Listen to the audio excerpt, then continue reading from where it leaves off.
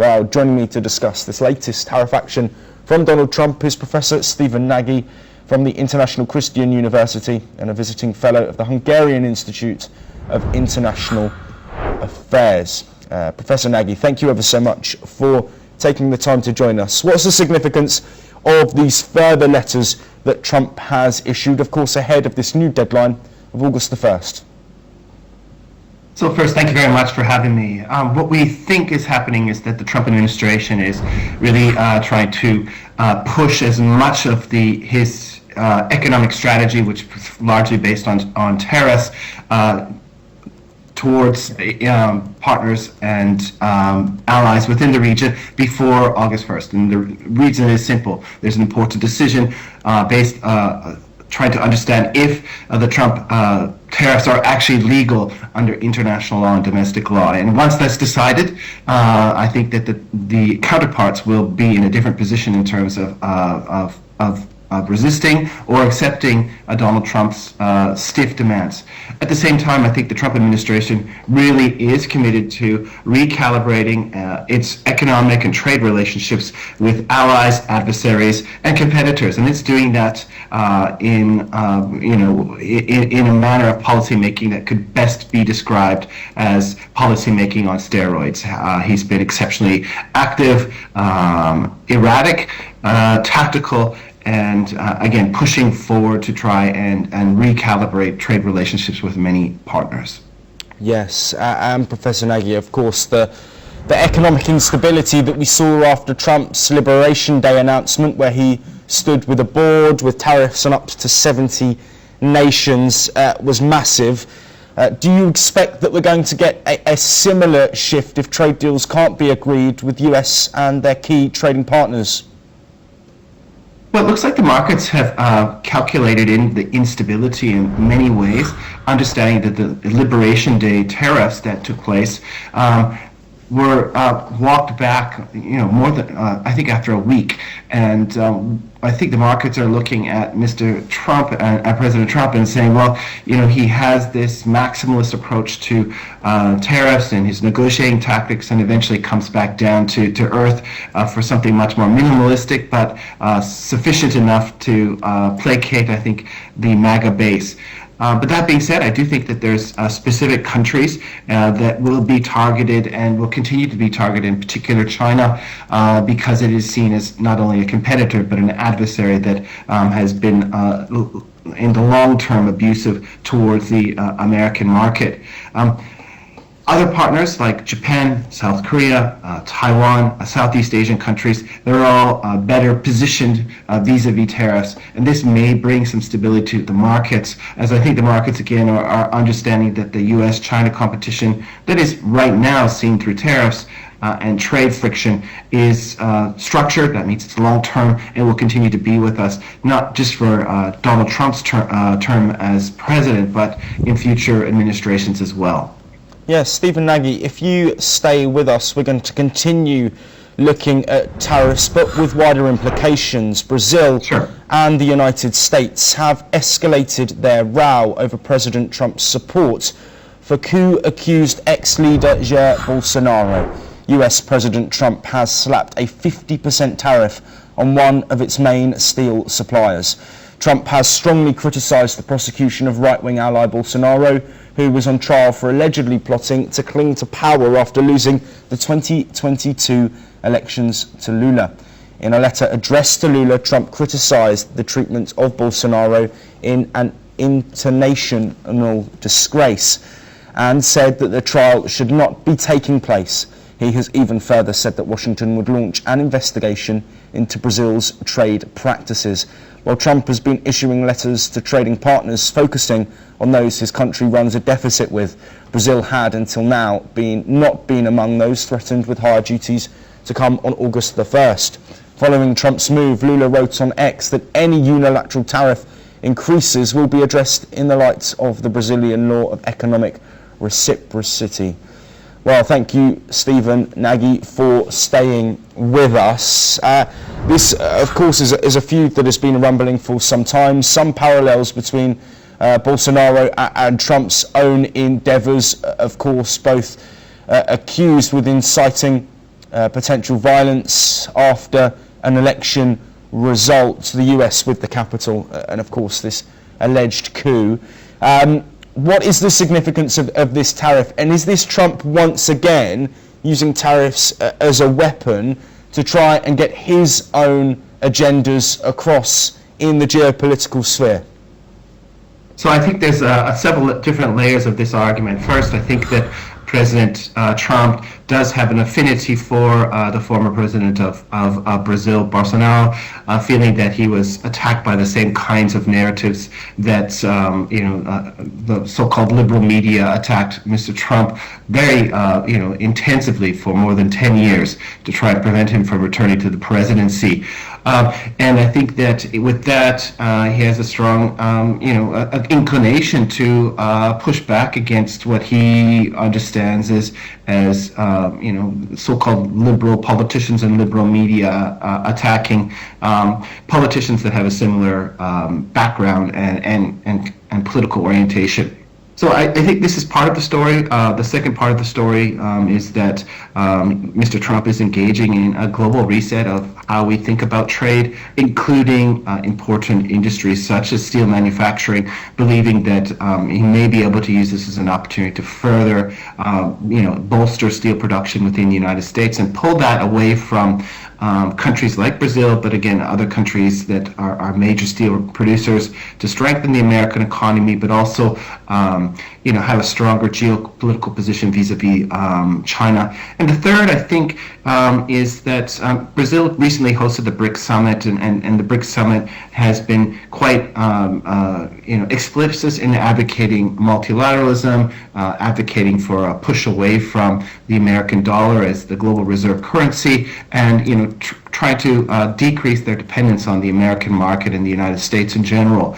And I think that the Trump administration sees this as, highly anti-American, highly anti-Trump, and of course against their interest in making America great again. So I think at these three levels we can understand that, the Trump administration does have a political side, they have an economic agenda side, and they're thinking about broad positioning of the United States in terms of a new international order where it doesn't have absolute power. It has to deal with a multipolar world in which China, perhaps the global south, perhaps Russia, perhaps Europe, are alternative hubs that make it more difficult for the United States to dominate an international order based on rule of law.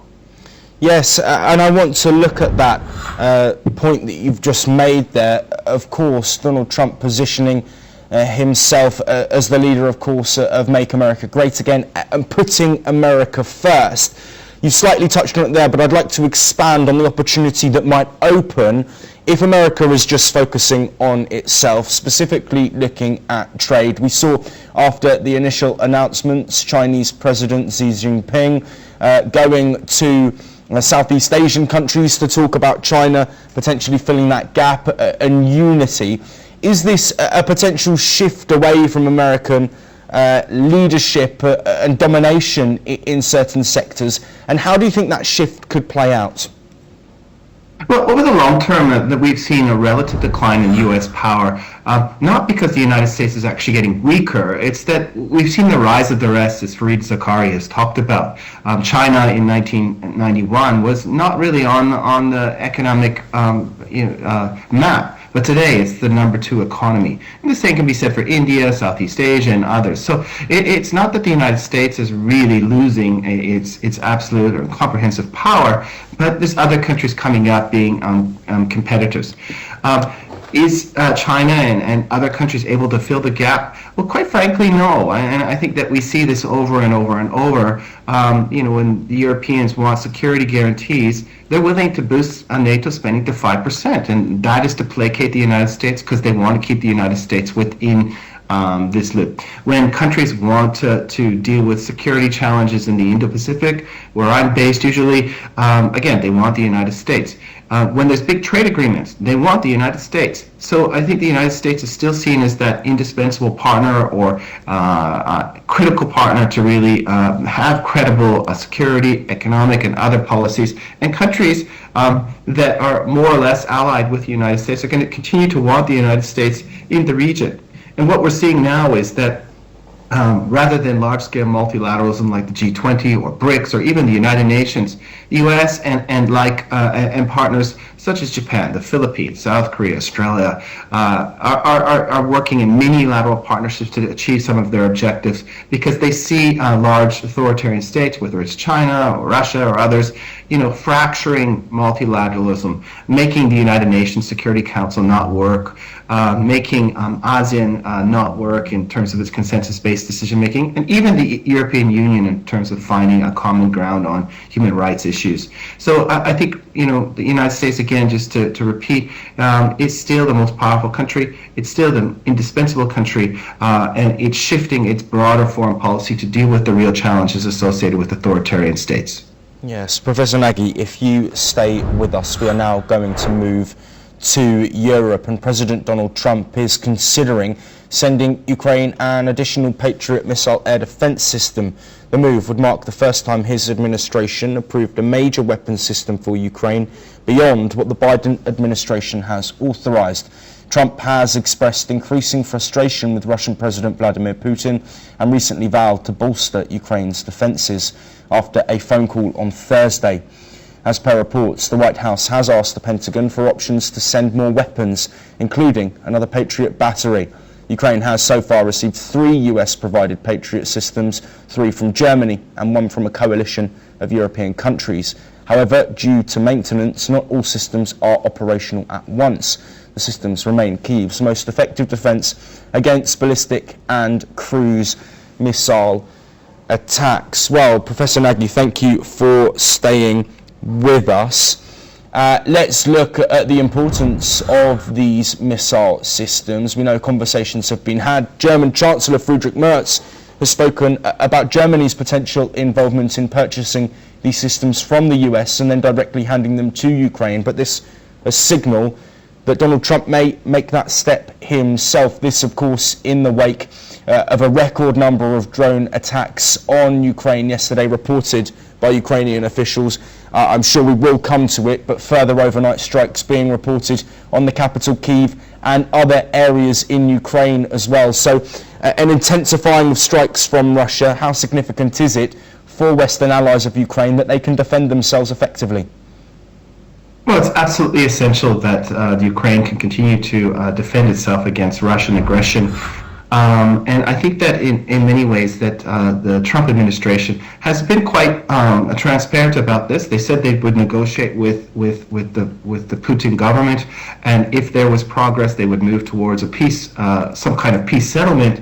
But at the same time, they said that they would likely, arm the Ukrainians and give it the defense capabilities if Russia was not willing to negotiate it. And this is where we are today. I think it's part of Mr. Trump's MAGA agenda, but I think it's also part of the MATA agenda, make America and Mr. Trump great again.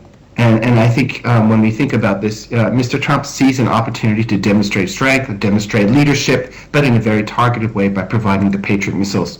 The Patriot missiles are really meant to knock down incoming planes and larger missile systems from Russia or from whatever the adversary is. And these are not going to work well, and they're not really suitable for the kind of drone warfare that we're seeing on the front line. But they will be important in protecting the major capital, Kyiv, and some of the major cities from Russia attacks.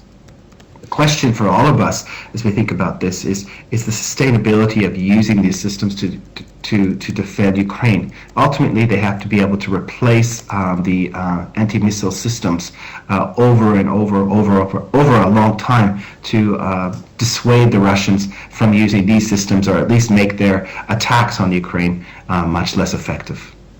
Yes, absolutely. And let's look at that support from Western nations to Ukraine. Of course, the coalition of the willing, which is led by the United Kingdom and France, but a group of nations looking to support Ukraine.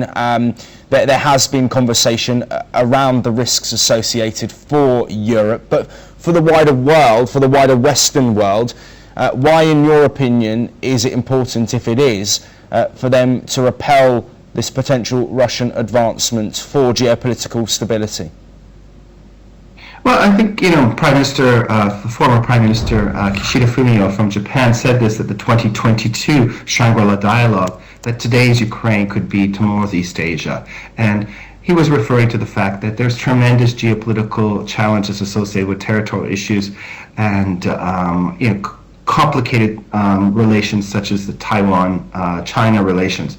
And that there's concern that, in particular, China would take the lessons from Russia's invasion of the Ukraine, that it could also use military power to either reunify with Taiwan or seize and control the South China Sea, which is a really, really important area for global trade. About 5.5 trillion US dollars of trade go through those sea lanes every year. So there's real concern that placating or accepting Russia's forced conquering of territory in Ukraine would be, an example for China. And this would have global ramifications if China were to do something similar over Taiwan or in the South China Sea.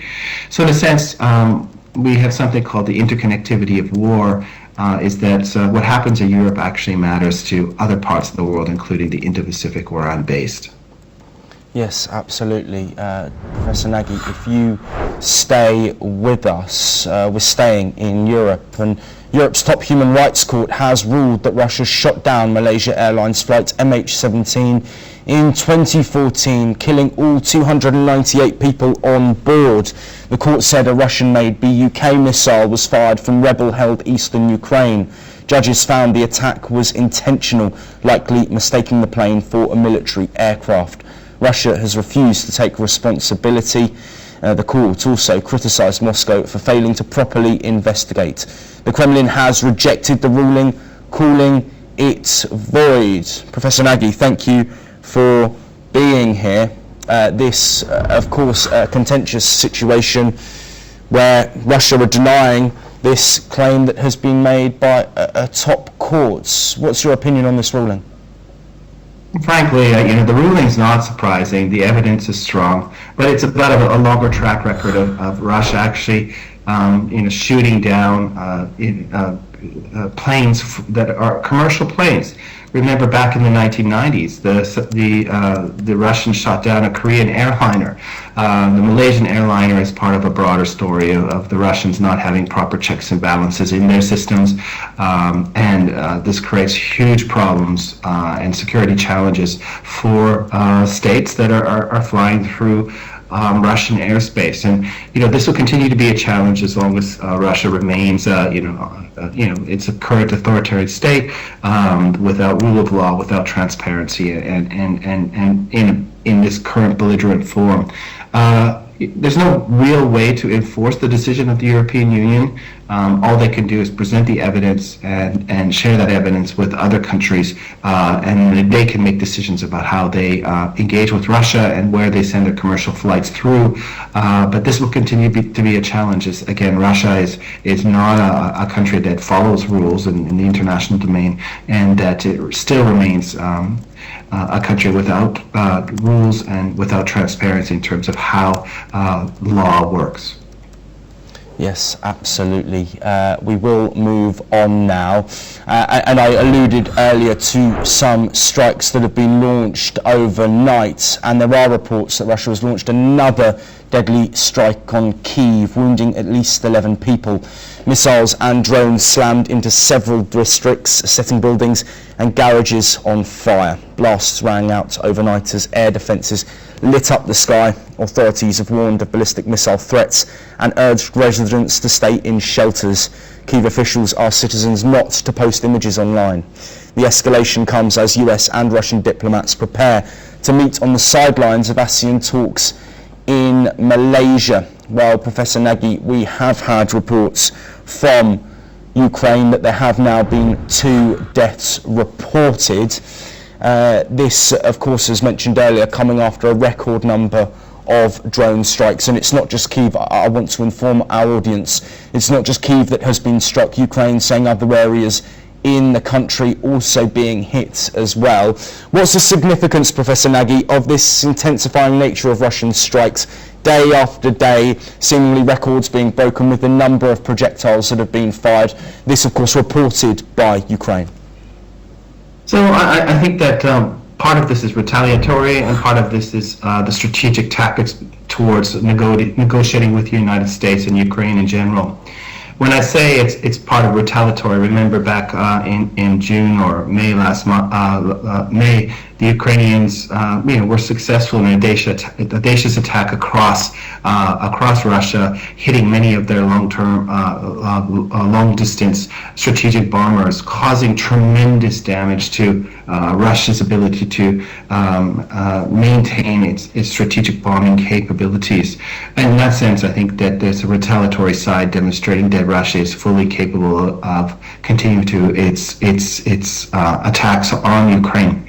At the strategic level, the Russians understand that they are, have an advantage in terms of quantity, and they're moving slowly on the front, whether it's centimeter by centimeter or more, and they're in a stronger position because of absolute numbers compared to the Ukrainians. But they want to maximize their position, their negotiating position, and weaken the resolve of the Ukrainians, and they're doing this by continuing to bomb.